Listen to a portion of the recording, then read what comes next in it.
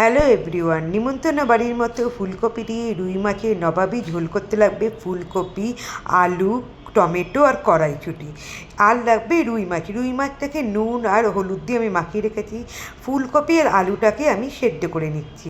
অন্যদিকে কড়াইশুঁটিগুলোকে সেদ্ধ করে নিতে হবে। ফুলকপি আলু সেদ্ধ হয়ে যাওয়ার পর মাছটাকে ভেজে নিতে হবে লাল করে। তারপর ফুলকপি আলুটা কড়াইতে তেল দিয়ে নুন আর চিনি দিয়ে ভালো করে লাল লাল করে ভেজে নিতে হবে। তারপর কড়াইতে আবার সর্ষের তেল দিতে হবে। তারপর দিতে হবে এতে তেজপাতা, শুকনো লঙ্কা, কয়েকটা এলাচ ও কালো জিরে। তারপরে দিয়ে ভালো করে নাড়াচাড়া করে হলুদ গুঁড়ো, লঙ্কার গুঁড়ো, জিরে গুঁড়ো, ধনে গুঁড়ো, গরম মশলা গুঁড়ো দিয়ে ভাজা ফুলকপি আলুগুলো দিয়ে দেবে। তারপর এতে ভালো করে একটু জল দেবে। জল দেওয়ার পর ভাজা মাছগুলো ও সেদ্ধ কড়াইশুঁটিগুলো দিয়ে ফুটতে শুরু করলে নুন স্বাদ মতো দিতে হবে। ধনেপাতা কুচি দিয়ে তৈরি নবাবী ফুলকপি রুই মাছের নবাবী ঝোল।